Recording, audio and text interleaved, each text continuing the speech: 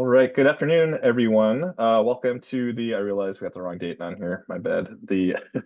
Our August Suburban Advocacy Connect. Today is the 22nd of August. You did not travel back in time.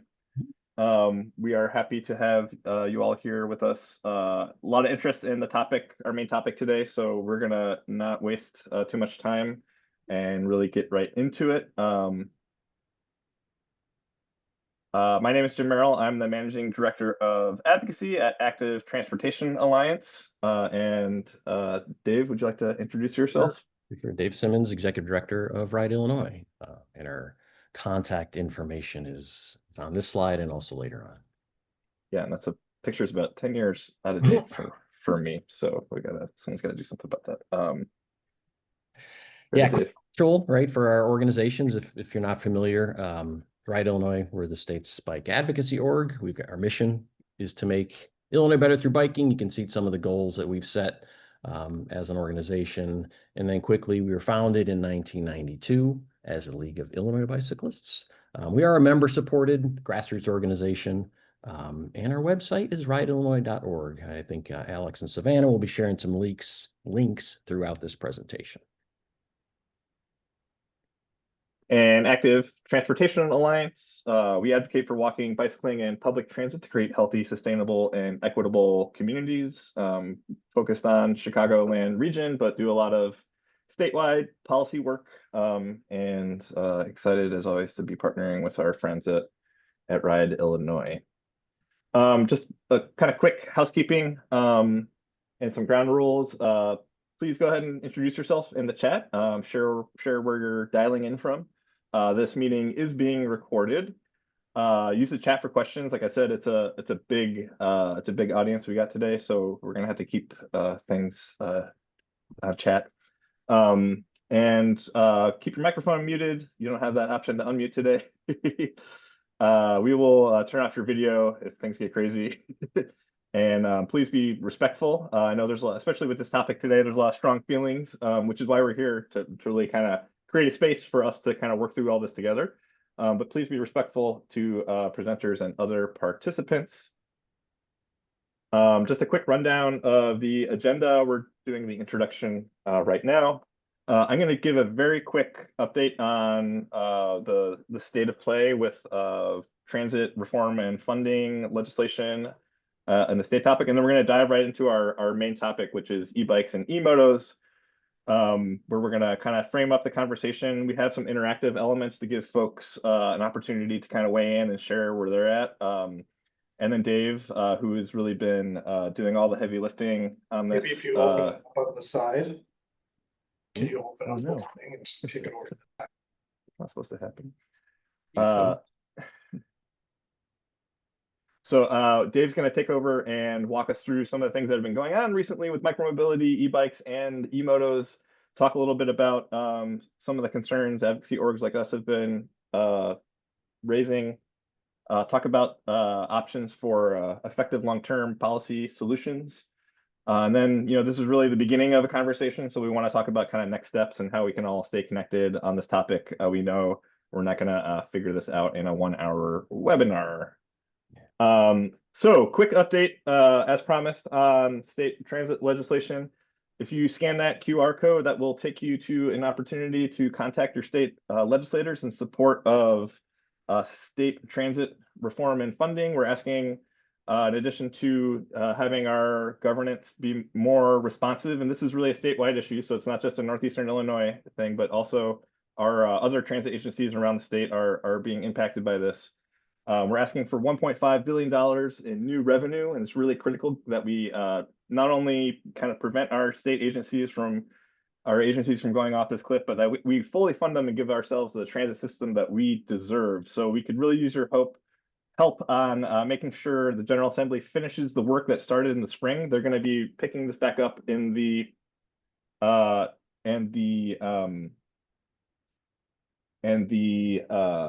veto session. People will be the state legislature will be picking this back up. So that's going to start in October. Beginning of October is going to be the next opportunity for this to get over. So if you haven't already, please join us in contacting your state legislators.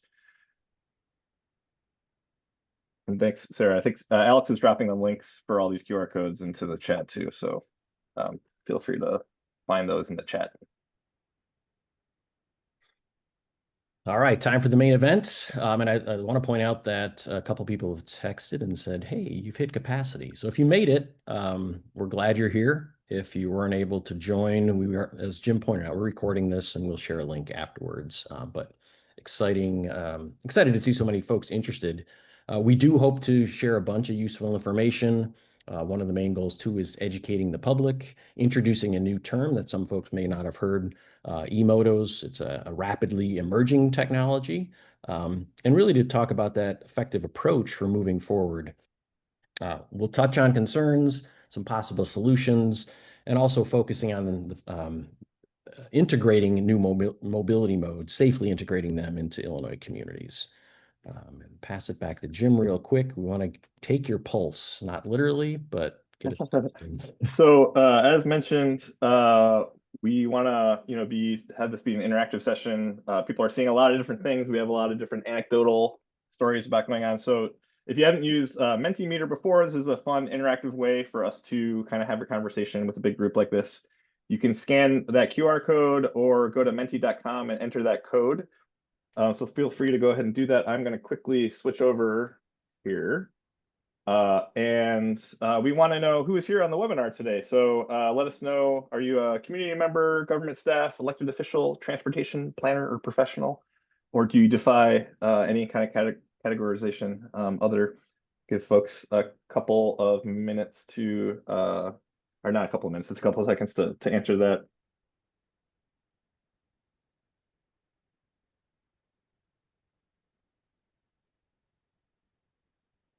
So far, no one transcends categorization. All right. Thanks everyone for chiming in. So we got a good mix of advocates and folks working inside government. So we really hope this can be relevant for all of us kind of working through this together. So this kind of get a grounding in our own kind of personal experience. Have you ridden an e-bike or an e-moto? Never, occasionally? Do you frequently use one? We're just kind of curious to see what people's personal experience has been on this.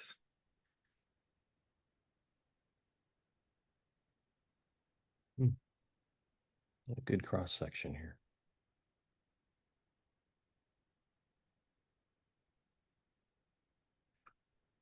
And acknowledge some folks, this may be the first time they're hearing the term e-moto, so part of this purpose of this. All right, you guys are really good at diving into the Menti. Okay, cool. So a moderate to low level of direct experience with e-bikes or e-motos. This one, we'll see how this goes. In a word, what about e-bikes or e-motos brings you here today? Let's kind of see kind of what's on your mind. If you can add a thought.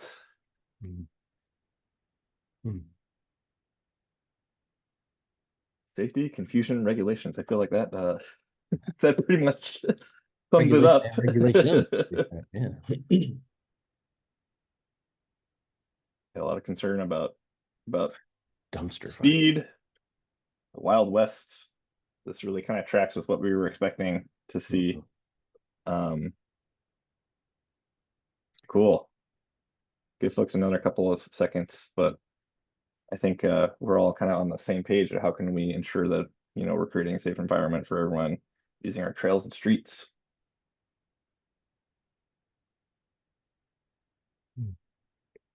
Okay, and then kind of a final for this, we'll have a couple more questions, but we wanted to just kind of take a temperature check. So this is like a rating scale. You could slide and say, you strongly agree or disagree. So I want to know if e-bikes or e-motos are a growing concern in my community, and if you believe we need a better policy solutions collectively to help us address this. And it seems like we are having some strong consensus on both of those fronts, which is what we were anticipating as well.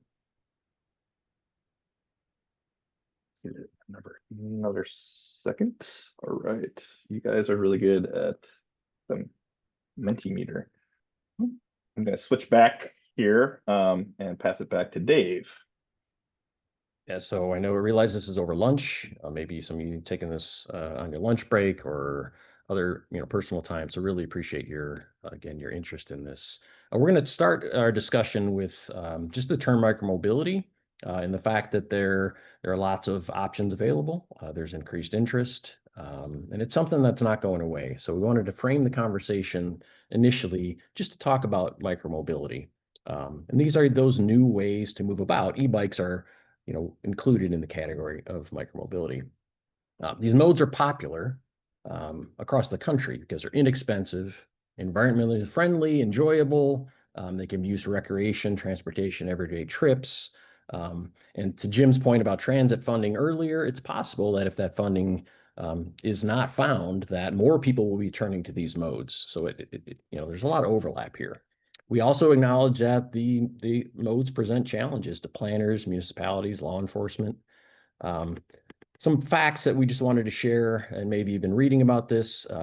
Number one, cars are expensive, right? $51,000. That was the latest fact that I could find. That's basically a 20% increase from 2020. And even used cars cost quite a bit. So what we're finding is that folks are looking for these new modes, and that again is we're framing as micromobility. That's the bikes, the scooters, the e-motos. We'll talk about in a moment. My cat may say hello, but they're rapidly proliferating. Right, folks are finding these things and they're realizing they could use them to move about. So they are very popular. And the other point to make here is interest in teens getting their driver's licenses, which when I was a teen, that rite of passage, it was just something you did. It's not necessarily something that a lot of teens are doing anymore. So 22%, as you see, don't have plans to get a driver's license. And I believe the statistic is about 30% of the population just don't drive. So there's a good chunk of folks out there that are interested in different ways to get around, including transit.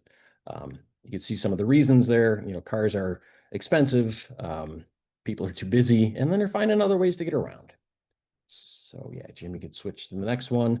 Just quickly talk about micromobility.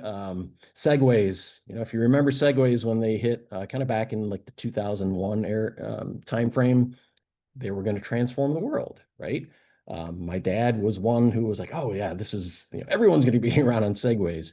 They didn't quite catch on the way the manufacturer had hoped, but they did whet consumers' appetites for inexpensive, sustainable, practical alternatives to motor vehicles. The second photo there, bike share, we'll highlight Chicago's Divvy program. The first bike share actually launched in 1965 in the Netherlands, which is where a lot of these cool bike-focused ideas come from. And they become very popular really in the past 20 years. The Divvy system in Chicago, the VO system in Urbana-Champaign. And these systems started integrating e-bikes in the last, say, 5-6 years or so. Divvy now has over 1,000 stations, and just last year, 2024, over 11 million trips via scooters and the bikes on their system. That's a 26% increase over the year before. So I think the point we want to make here again is the appetite is there, the interest is there, and again, they're not going away. These things we want to, we'll talk about safe integration, common sense regulations, so on and so forth. Jim, pass it back to you for another Menti poll.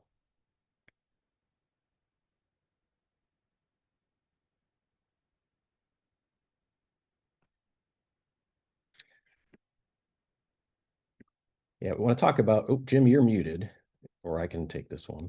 So this is just one question right now. We just want to get a sense of if people know or understand the difference between e-bikes and e-motos. So thanks for everyone. It seems like we got a pretty savvy crowd here so far. We'll give it another few seconds to for folks to fill this out before we kind of dive into talking about the difference between e-bikes and e-motos. All right, I'm going to go ahead and move this back.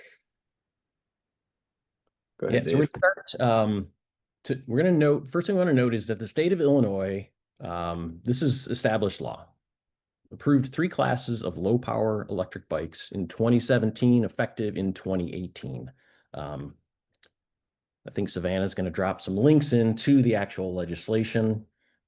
This guidance was developed with input from advocacy orgs, including People for Bikes, a national org, and currently applies in 48 of the 50 states. So we do have established 3-class systems almost across the country, but we want to dig a little bit deeper and remind or maybe introduce the legal definitions of low-speed electric bikes in the Illinois Vehicle Code. It's worth noting, too, that the maximum power of an electric motor on a legal e-bike is 750 watts. When I first saw the numbers, like, wow, that's a big number. It's the equivalent of 1 horsepower. It's, you know, it's essentially like a lawnmower type engine. So don't conflate watts with, say, like cc's on a motorcycle. But look at the difference between the 3 classes, because there is some nuance there. One of the goals of today's discussion is to clearly distinguish between legal e-bikes and new devices, which are currently being referred to as e-motos. And again, we'll touch on those shortly. I mentioned the bill being signed into law in 2017, but quickly looking at the descriptions here, Class 1 and Class 3 e-bikes are similar in that they're a pedal assist device. The motor only kicks in or is functioning when the rider is pedaling. You'll see between the 2 classes, Class 1 e-bike, the motor stops when the bicycle reaches 20. Class 3, top speed is 28 pedal assisted.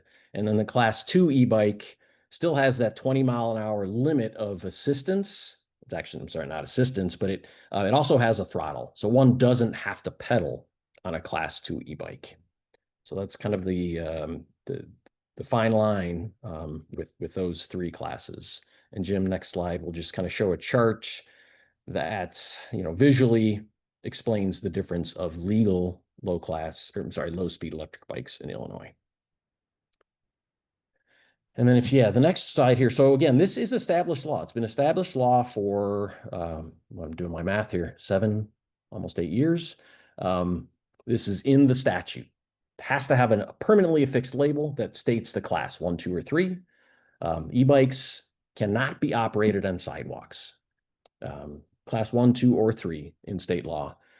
They can be allowed on bike paths and bike infrastructure, but a local authority can decide whether or not to allow or which classes to allow. And then to ride a Class 3, one has to be 16 or older because of that additional speed. And then the last bullet point, can't tamper with an e-bike to change the class or to modify the speed. We contend that existing state law for legal classes of e-bikes is sufficient. So when we move on to talking about local ordinances, we're going to remind you of that statement, but there is law already in place. But let's talk about e-motos. So we're going to shift our attention to the newest electric mobility mode, discuss the challenges and the concerns they're raising. A lot of the attention to this new mode, which we're referring to e-motos as negative. There should also be some attention given to the potential benefits, but we want to dig into this topic. Next slide, Jim. So the term e-moto was developed by People for Bikes. And for those who aren't familiar, that's the advocacy organization for the bicycle industry. In the past few years, manufacturers have been churning out devices that don't fall under the legal definition of an e-bike. The first term that was shared within, say, the last couple of years was out-of-class electric vehicle. That term has kind of become passé, but you may see that term used as well. The popular term now that folks are kind of rallying around is e-moto. So as previously mentioned, manufacturers jumped on the public's interest for different ways to move about. The industry is moving much faster than regulation, which is not uncommon. It's kind of led to a perfect storm this summer. It's also led to some knee-jerk reactions by local municipalities across the country. It's not isolated to Illinois. But let's look at the key characteristics. And if you look, I don't know if you can see, these are just some ads that got served up on social media. Top speed 36, watt, 4,700 watt motor, like all these kind of crazy things. All of these things are being advertised as e-bikes. The key characteristics, it's built on a bicycle frame. It looks like a bike. It has an electric motor greater than that 1 horsepower or 750 watts, sometimes up to 4,000 watts or more. And it can go 20 miles an hour or faster, or exceed 20 miles an hour without the user pedaling. So those are 3 key characteristics that pertain to e-motos. It also includes a lot of devices that are marketed to teens, which is really, I would say, the biggest issue we're seeing and the biggest issue we're hearing about. E-motos raise legitimate safety concerns, and we know that folks have had close calls. There have been some incidents reported in the media of crashes involving pedestrians. We sympathize with folks. We know that it's happening. Manufacturers are irresponsibly marketing these things to teens.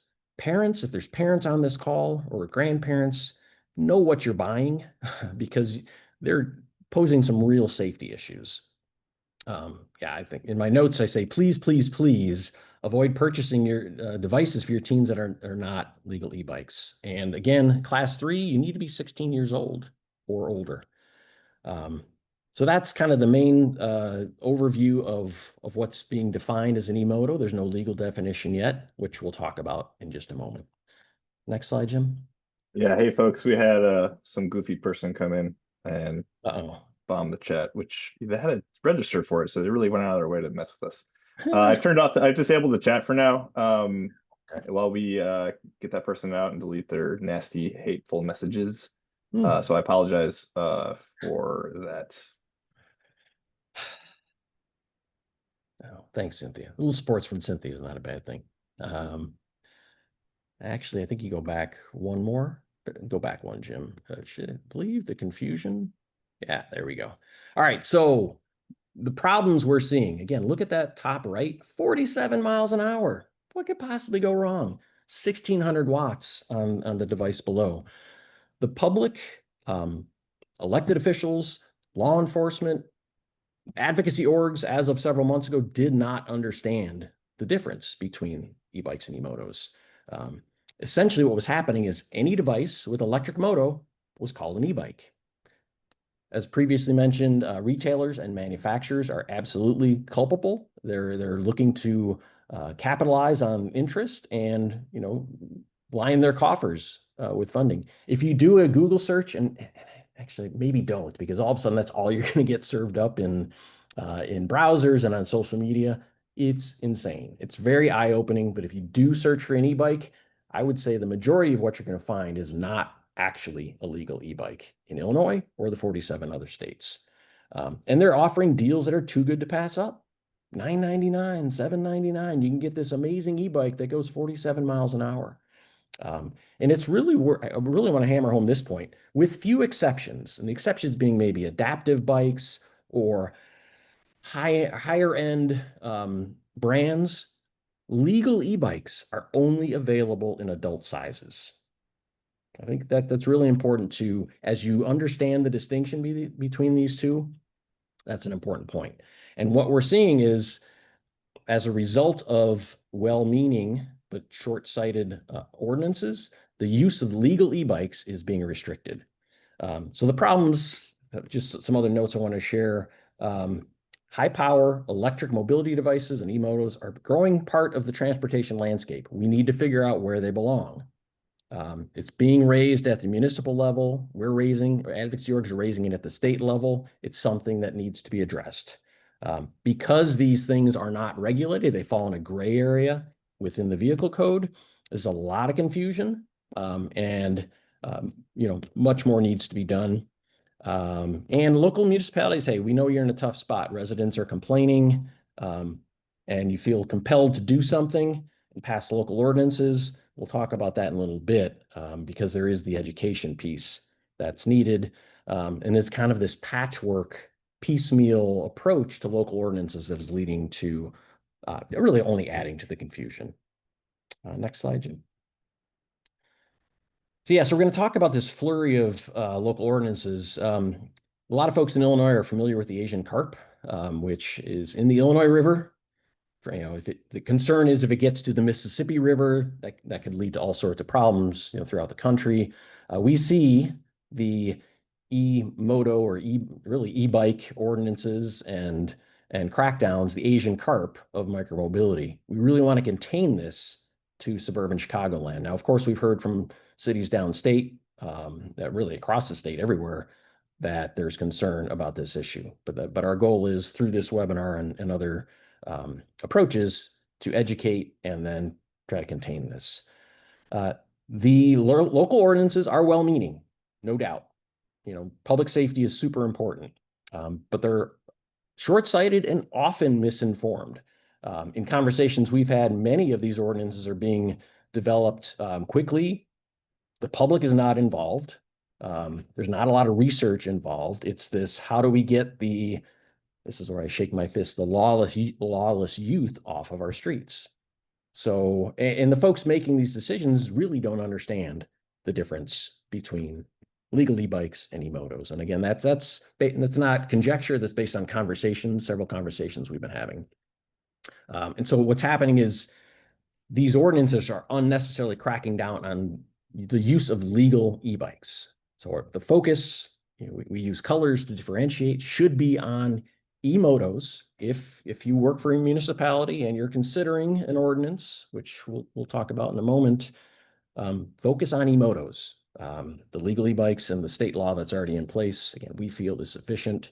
And please, please, please do not use e-bike in the title of your ordinance, only adding to the confusion. There's some screenshots there. A now infamous photo from Elk Grove Village, where I live, where e-bikes take over the road. That was all the media reports. Looking at that photo, with about 95% certainty, we can say none of those are e-bikes. None of those are legal e-bikes. Park Ridge recently passed an ordinance, again, e-bikes, where the focus should be e-motos. And then I won't even get into the Village of Evergreen Park, which is, well, maybe I will. Essentially says you can't ride on any road. You can't ride on nor cross any road with a speed limit greater than 25 miles an hour on an e-bike. So essentially, ride around the block. So you can see how these are a bit problematic. Next slide, Jim. The inconsistency is really, it's really the biggest, well, probably one of the biggest problems, if not number one, number two. Adjacent communities have widely varying rules, whether it's age restrictions as to who can use even a legal e-bike, helmet requirements. Listen, we're Active Trans, Ride Illinois, a lot of advocates on this call. We strongly recommend helmets. We're not saying helmets are frivolous and shouldn't be worn, but they shouldn't be a requirement. Imagine if, from the perspective of motorcycles, if there were local ordinances that required motorcycle drivers to wear a helmet in this community and not in this community, and again in this community, there would be chaos, there would be upheaval. The same should apply to bicyclists and folks riding e-devices. Driver's license requirements, insurance requirements, threats of taking children into police custody. We're not making this stuff up. And then that last bullet point, oh, actually, I misspoke. The Evergreen Park ordinance, it's a 35-mile-an-hour speed limit, which is basically all the arterial roads. So imagine if a 15-year-old has access to a legal e-bike, maybe wants to use it to get to school, to work, which was a real example in the media, but simply can't do so now because the rules are vastly different. They don't know a lot of people don't know the boundaries between communities. It's not always obvious. And this individual was taking a chance of being pulled over by police and taken into police custody. This inconsistency of ordinances is really adding to the problem, which is why, again, with legal e-bikes, we feel the state law that's in place is sufficient. Jim, next slide, please. So we're going to raise some concerns. We need a more coordinated regional and/or, I would say regional and state level policy response that clearly identifies the problem. It creates a more effective and consistency policy interventions without diminishing access to legal e-bikes. That's our main concern, right? Our organizations, we're a bicycle advocacy organization, including legal e-bikes, active trans, bikes, e-bikes, transit, walking. That's one of our main concerns, is really restricting access to the legal e-bikes. So we want to distinguish between, clearly distinguish between e-bikes and e-motos. Passing it back to Jim for another quick poll.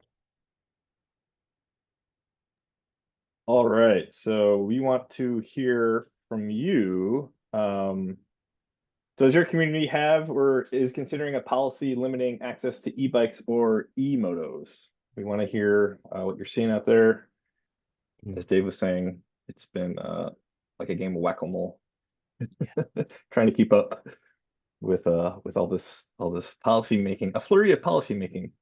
Yeah. Would that we, could bring the same energy to speeding cars, but that's a different webinar. Or yeah, I mean, even the rules for car, like, drive on the left side in this community, on the right side in that community. Like, there's some blinders that are put on, again, well-meaning, but very like short-sighted.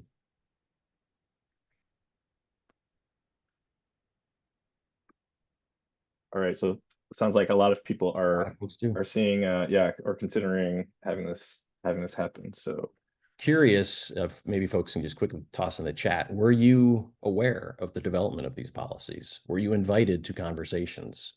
Just kind of an aside.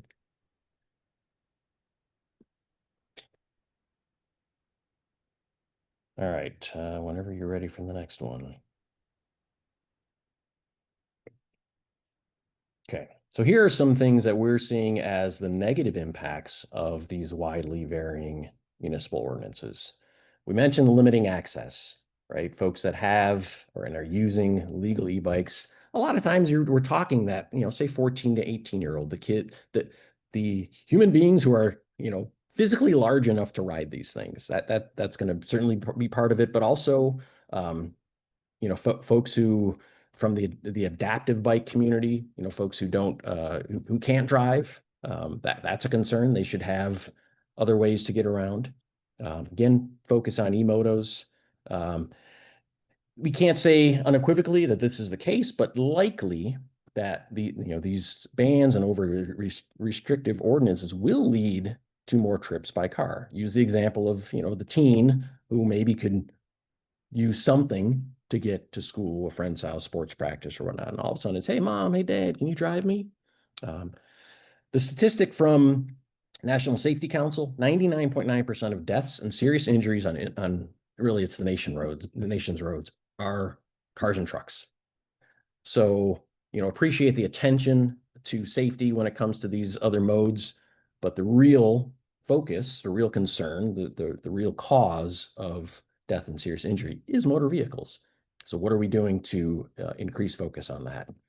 And then the retailers, there's culpability. The fact that they're selling these as e-bikes just to get folks, to get their money.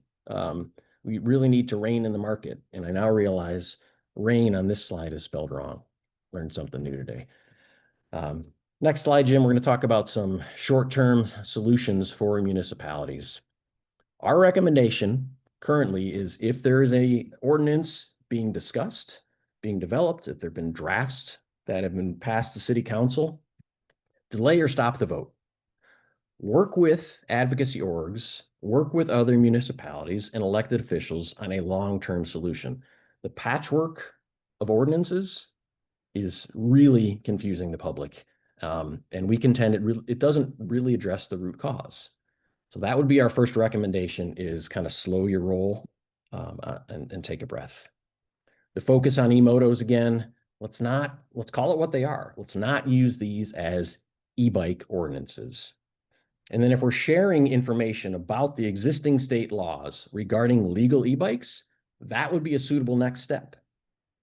Essentially say, in our community, legal classes of e-bikes are allowed, maybe roads, if you have trails or side paths, that makes sense. And a suggestion was maybe local businesses, a chamber of commerce, whatever you might have in your community, can help get that information out to the public and amplify that message.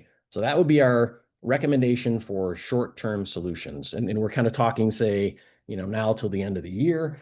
listen, temperature is going to be dropping. Kids are going back to school. The main complaint of, again, the lawless youth is going to be less of a concern in the coming months. Let's focus on a long-term solution, which we'll get to in just a moment with some suggestions. And then the next slide. So with assistance from the planners and professionals on Ride Illinois' board, we developed what we see as a broad, useful guidance for municipalities. Scan the QR code or go to our website and you'll find that. We know it's getting use because we've been hearing from municipalities. The goal of this is to assist communities, to give you a solid starting point for discussions about integrating these new modes into your community. We state the problem. We give definitions of the devices. We have this colorful where to ride and roll graphic, which has gotten lots of attention. And there's been several media appearances in the last month or so. And then at the end, there's a bunch of links and resources that can be used to educate. And if you feel the need to develop an ordinance, you can use those to develop a common sense ordinance. The green check marks and the red X's align with state law. So in discussions, focus on the yellow question marks. If you're a rural community, maybe you'll allow a class 2 or a class 3 e-bike on a trail. If you're an urban community, the class 3 that goes a little bit faster, maybe you don't want that on your infrastructure. That's where we feel the conversation should focus when it comes to seeking solutions. So let's talk about solutions. Many of the attendees on today's webinar are seeking solutions for their community. So we want to talk about effective, suggested long-term solutions. And these aren't just kind of pulled out of the air. These are come from conversations with partners within other states at the national level. Solutions are going to require support and input from a wide range of stakeholders. Again, elected officials, municipal staff, planners, engineers, law enforcement, advocates. Next slide, Jim. When we mentioned kind of the cool your jets, take a breath suggestion, what we would like to focus on with your assistance is passing legislation in the spring 2026 legislative session to legally define in the vehicle code an e-moto. We think this is a very first step, significant step. That may look like establishing a new term. E-moto is now in the vehicle code. It may also be expanding an existing term. Some states have expanded their definition of moped to include electric motor devices. That's where a lot of these e-motos fall. And then there likely would be driver's license and insurance requirements, just like for a moped. It's a class L or a class M driver's license. We hear a lot, it kind of conflated to e-bikes, like, oh, they should be licensed and registered. Well, e-motos, yes, legal classes of e-bikes, we don't agree with that. Laws that were passed in other states, and we listed 4 of them here. We had a conversation with People for Bikes the other day, and they offered these suggestions: California, Minnesota, Oregon, Utah. Other states are looking into it. We can learn from what they've done, and we could apply that to Illinois. For example, California didn't establish a new definition for e-moto. What they chose to do was say, here is the legal definition of a low-speed electric bicycle. Anything beyond that is not. It can't be advertised, sold, offered for sale, or labeled as an electric bicycle. Utah took a similar approach in that they were the first in the nation to require labeling by retailers, essentially saying, this is not a legal e-bike. Here's the definition of a legal e-bike. This is not. And again, they can't sell these things as e-bikes. So we ask you for your support. There'll be a way to get involved as we wrap up here. And then I think it's worth noting the municipalities that were quick to adopt ordinances, it would be prudent to then revise your ordinance based on the passage of state law, which again, our hope is in the spring 2026 session to again clearly differentiate between e-bikes and e-motos. Next slide, Jim. Number two here, again, proposed solution is we got to rein in the retailers. The screenshot, which I realize is small, I just searched for e-bikes for teens and motors up to 3,000 watts. You know, they talk, it's almost like, advertising a car. You can go, 0 to whatever. Here's the top speed. All these things that, people see and are like, yeah, that's pretty cool. And then they end up buying them. But given the kind of the situation in DC right now, we don't see there being more regulation from the federal government. The recommendation that we've been given through conversation is that we really focus on a state level solution that can be most effective in the near term, and that perhaps federal solutions down the road that rein in the retailers that are, misleading the public and, profiting off of people's interest in these devices. Again, we would love to, as California did, restrict any labeling as an illegal e-bike, any e-motor from being advertised and sold and offered as a legal e-bike. There needs to be that clear distinction because the point of purchase is so critical here. Consumers need to be educated. They're not doing things. Most consumers are just seeing a good deal. They're seeing a good deal. They're seeing something that maybe looks cool. Maybe a friend has it. Maybe if, for parents, their teens' friends have it. They're not educated. Most are not educated when they're making that purchase. And there should be repercussions. This is going back to the Utah law for retailers and manufacturers that don't comply. You can't sell your device in the state of Illinois because as you can imagine, a lot of these manufacturers are online retailers.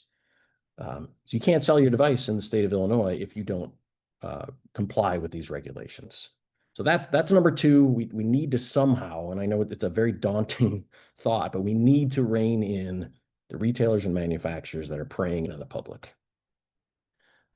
And then last one here we're suggesting is we need better bike walk education in Illinois schools. And I say that because some of the conversations that are had lead to, oh, these kids don't know the rules of the road, or boy, they don't, the kids don't know how to, bike and walk. Why are we putting them on electric devices? What if students were given education in schools, including education about electric devices, and are encouraged to walk, bike, even low speed scooter to school? I passed a pickup line yesterday, not far from here. It was insane. So how do we educate the kids, empower the kids, strengthen the bill that was passed in 2018, which says every public school maintaining any grades kindergarten through 8 there shall be instruction, study, and discussion of effective modes for the prevention and avoidance of traffic injuries related to walking and biking. We're pretty certain that that's the minority of schools right now. Right, Illinois, we have our bike safety quiz mini grant program. We know we reach 70,000 students each year. That's the tip of the iceberg. When the bill was passed, there was celebration. But the reality is the law isn't sufficient in its current state and has not resulted in meaningful bike walk education. And it's not just about biking and walking to and from school. It's about safely navigating their community on foot and by bike. So there is content out there. We've been in discussion with the State Board of Education. We'd love to leverage the content and resources from the state of Minnesota. Perhaps we can get a bill introduced this year. This could lead to generational behavior change. This is not immediate solution. This is about the next generation and how they are taught and how they choose to move about their communities. And I think I mentioned earlier, but we feel like an e-device module or chapter or whatever has to be part of this. Kids are smart. Let's teach them these things and not wait for them to find out the hard way. Let's move on to some next steps here. So where do we go? We'll share a few ways individuals, orgs, municipalities, law enforcement, elected officials, and so on can focus on long-term solutions, public safety, and common sense integration of these new mobility modes. We want you to be part of the solution. There's a QR code there with kind of a funky arrow pointing to it. The gauging interest in developing a working group to engage in more deliberate and constructive policy development. The solutions to today's topic will likely differ between urban, suburban, rural communities, as well as trails, forest preserve districts or other entities that own and maintain trails. We're not saying there's a one-size-fits-all solution, so that's an important distinction. If there are meetings in your town, which again, unfortunately, we've not heard that folks are being invited, go to that meeting. Share resources, and I think Savannah's going to drop in a link for just a one-sheet kind of overview that you can use. Educate the elected officials and the folks who are making these decisions, and then let us know. We've been getting probably 3 or 4 emails a day. Here's this community's ordinance. Here's this community's ordinance. They're all over the board. So keep us in the loop, because we can't just naturally land on those. And then talk to your state elected officials, especially if, our initial goal is going to be finding a sponsor, ideally in the House and the Senate, who would want to take this issue up. We'll be sending, Ride Illinois, Active Trans, there'll be action alerts. There's going to be witness slip requests. We want you to chime in to support a long-term solution. The details will be sorted out, but the goal is the long-term solution. And then, collaborate with us. Both of our orgs have been around for quite some time. I think it's Active Trans 40th anniversary, right? Collaborate with us. We're here, to do good work and to support folks in their communities and across the state. If you happen to have, if your finances allow, hey, we'd love for you to donate or become a member as well. That's the only commercial and sales pitch we'll share right now. And then I think we shift on to some final thoughts here. Final thoughts. And we're going to look at some of the questions that are in the chat. So if you have questions now, please enter them in the chat. Yeah, a lot of good thoughts and reflections coming up in the chat. So keep it coming. If we don't get to it today, we can feed it into the ongoing conversation. We got one more Mentimeter. We want to understand if our webinar today is helping you build your understanding. Okay, that's a good sign. It was like 1.2, like, oh, kind of Dave, it's also just shout out to Dave again he's been living and breathing this stuff, I know, the last couple of months, and doing all the heavy lifting and research and stuff, and it's been great. Appreciate your leadership, Dave. No, absolutely. I think it's such an important topic. Happy that Active Trans is, and a thumbs up from Vicky. No, you're greater. Right. All right, so let's quickly summarize here. So these are the main bullet points, right? Hopefully this was conveyed during this discussion, but briefly review e-bikes, e-motos, micromobility, whatever's next. They're not going away, and a common sense approach to integrating these into communities is a good long-term goal. It's something that will benefit the communities.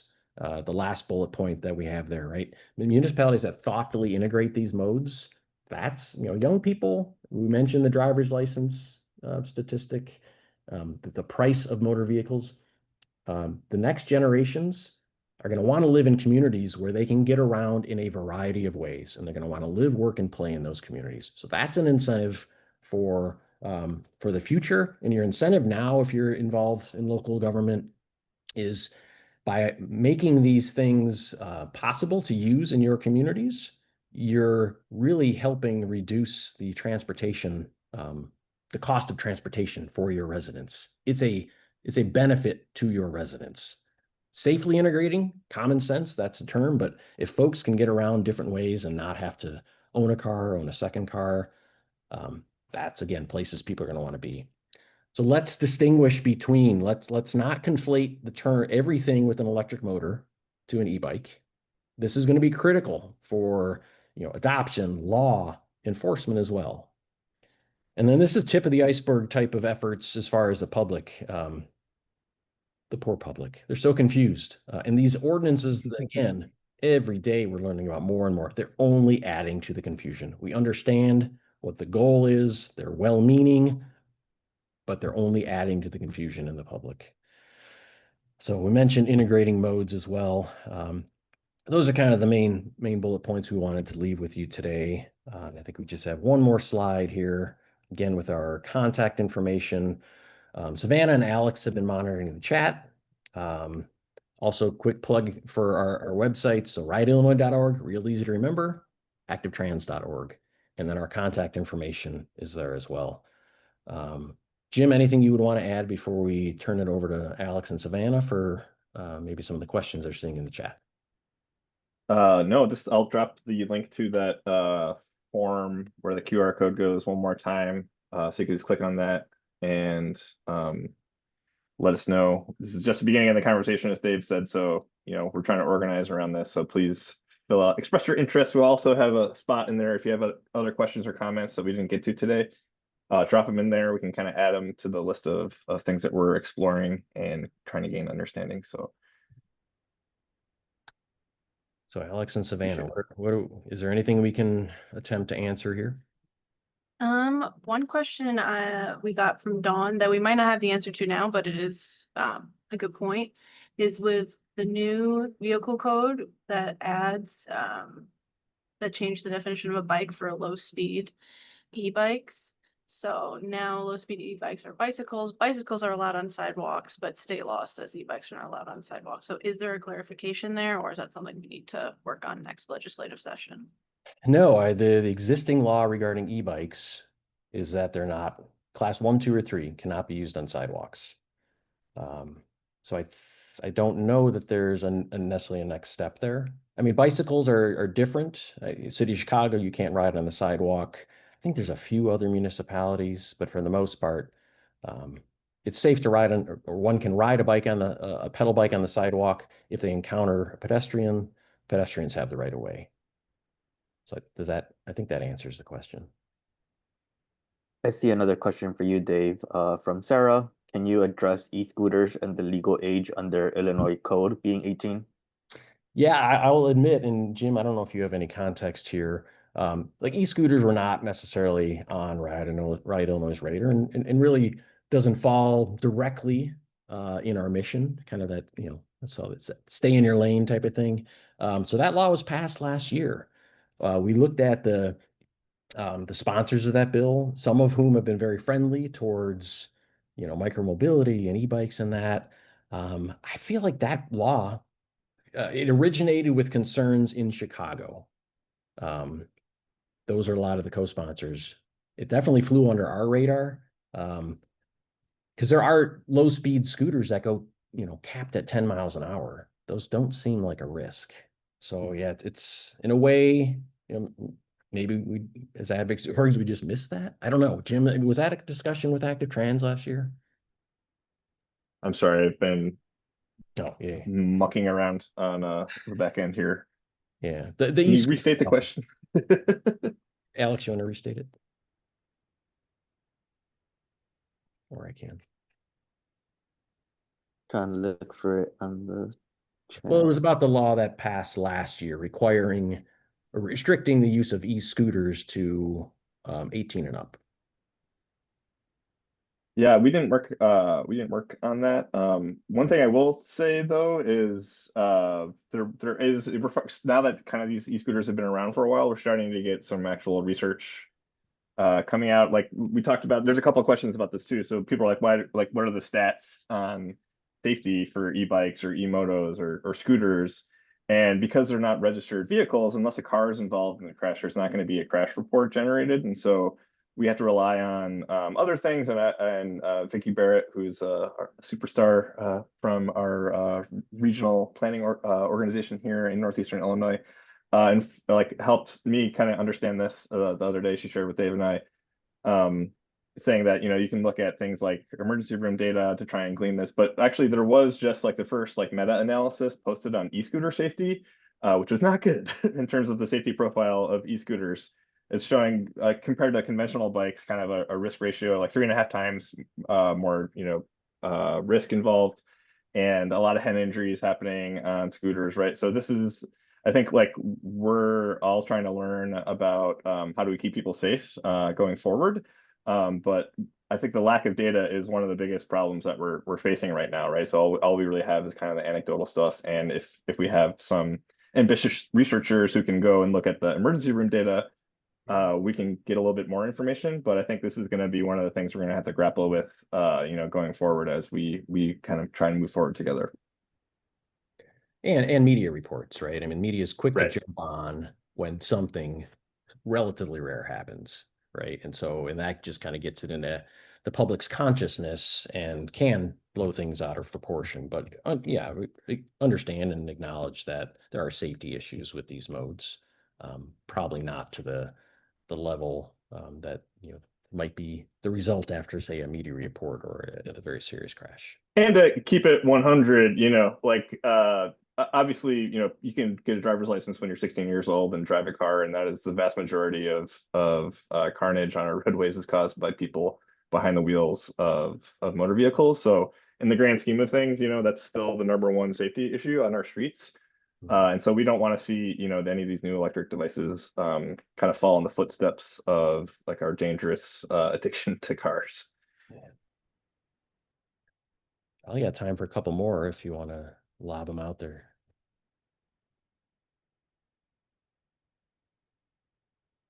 Or any themes coming up, say in the comments. I'd be very curious to read through the comments. I'm sure you all offered really great insight. Yeah, this has been really rich. I appreciate everyone's participation. But I think we can maybe wrap up. Yeah. And I think, one of the points you made as we did our last session this morning to go through the slides, is some point Jim made, is, we want to continue this conversation. So, take the opportunity to reach out. We're both, we're small orgs. You can only do so much, but we'll do our best to assist or share resources.